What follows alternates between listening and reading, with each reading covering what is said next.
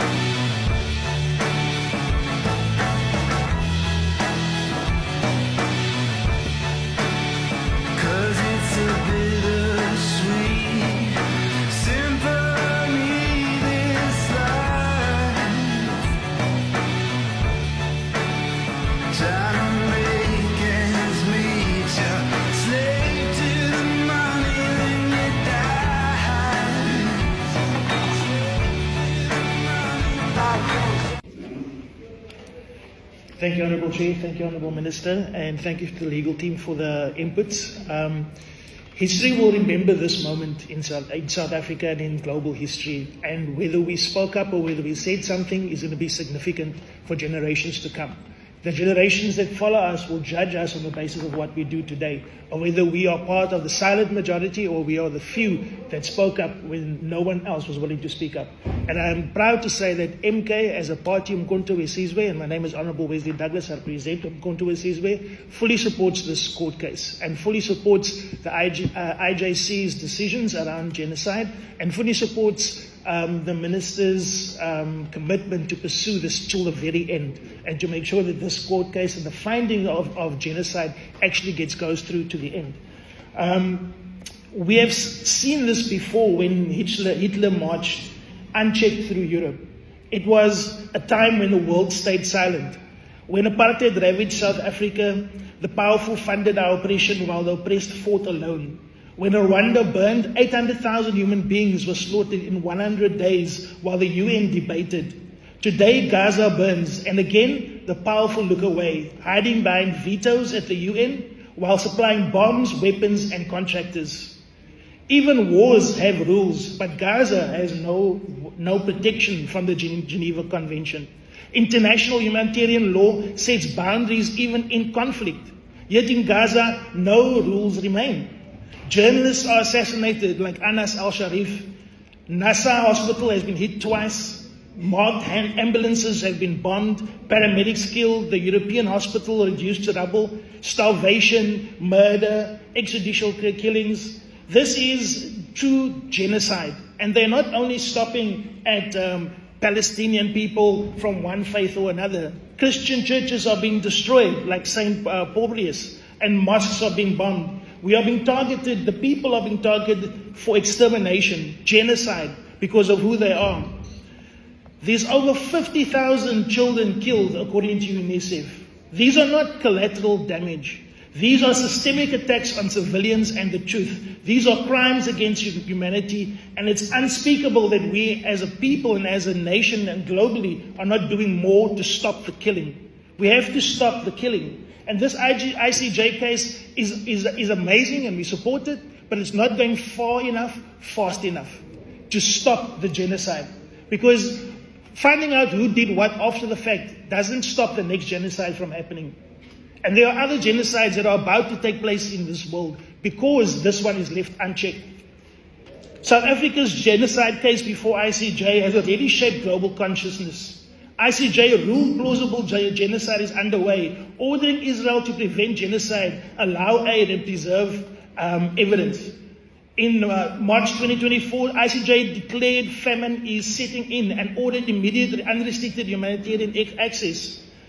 And yet, even when Brazil joined South Africa's case in July 2025, Israel defies the court, shielded by Western vetoes at the UN.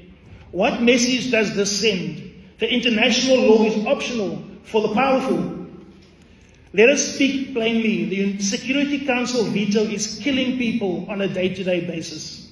It is stopping justice from happening and stopping the killing of innocent children.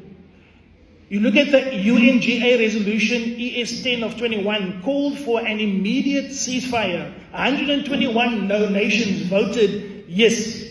but then 1 or 2 nations vetoed it. In June of the 12th, 2025, the UNGA demanded humanitarian corridors. 149 nations voted yes. This was also stopped and vetoed. So a handful of powers override 140 plus nations and the will of the billions of people that are in the majority of South Africa, of those who are downtrodden, of the global South that have been swept aside by global powers. This is not democracy in the United Nations, in General Assembly. This is geopolitical tyranny. And the US Security Council is an outdated model. Unchecked, this genocide is destabilizing the entire generation, the entire region. We look at Yemen in the 28th of August. Israeli strike killed Prime Minister Ahmed al-Rawari and 12 ministers in Sanas. This was just an extrajudicial killing.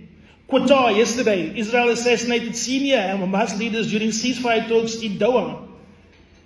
The Red Sea shipping lanes have also been a major concern for us. And we have seen how they attacked the flotilla with a drone. And we are in a situation where powerful nations and bad actors can wake up in the morning and decide we're going to kill any group of people in the world at any time, and we are going to be protected by the veto. And we're going to be protected by Western nations and by media. This is not justice. This is an atrocity, and it's an indictment on our generation, on our people. And I'm proud that South Africa is taking a stand to stand against injustice. At the July 2025 BRICS Summit in Rio de Janeiro, President Lula declared, "We cannot remain indifferent to the genocide carried out by Israel in Gaza, the indiscriminate killing of civilians and the use of hunger as a weapon of war." And at this, the BRICS Summit gave a joint declaration which it recognized Gaza as an inseparable part of Palestine, condemned starvation as a weapon and called for unhindered aid access, reaffirmed Palestinians' right to self-determination, and invoked the ICJ's provisional measures. This is more than solidarity, it is a blueprint for multipolar justice. And we need to make sure that we as South Africa start doing something to act and to enact justice. We need to demand daily ICJ compliance reports and UN-supervised aid corridors. We need to deploy international verification teams to oversee delivery of food, fuel, and medicine with immediate effect. Law without enforcement is hollow. To say that we have international law while we watch live on TV while people die, that is just a hollow nonsense thing. That means that anybody can kill anybody at any time and with no consequence. And if that is true, then our world is in a worse place than it's ever been before. We need to table a Uniting for Peace resolution at the UNGA. We demand an immediate and permanent ceasefire and establish humanitarian corridors by air, sea, and land. And we need to call for a global arms embargo against parties committing grave breaches of the Geneva Conventions. We can bypass the Security Council paralysis if we choose to do so. Through BRICS and the AU, NAM, and the SCO and the Arab League, we must launch protected humanitarian air and sea bridges within 21 days. We must secure joint African and BRICS funding to deliver aid, and we must build a coalition of conscience to act where the West and others refuse. We must publish a national sanctions list within the next 12 and 14 days, targeting those who are participants and complicit, as well as those who are enacting genocide. And this means we must focus on their businesses, hit them where the money is. We need to establish UN-protected safe zones at churches, hospitals, schools, food depots, and refugee shelters with immediate effect, taking no time. We must deploy neutral humanitarian monitors to prevent further massacres. Having an American contractors, private military contractors distributing aid and then shooting the people that queue for food and killing the kids in the queue. This is not aid. This is a massacre. This is an extension and the use of force by foreign military personnel against an unarmed population group. This is, again, genocide by another means. We need to open war crimes dockets under Rome Statute Implementation Act, coordinate prosecutions with other countries, and share evidence from South Africa's 3 ICJ dossiers globally. We must make sure that this is never going to happen again, and it must stop immediately. Colleagues, if we allow this to continue, we open the gates to chaos in the world. If a handful of powerful nations can veto the will of billions, arm their allies and shield them from justice, no people, no nation is safe in the world. That is the reality. Today it's Gaza, tomorrow it can be South Africa.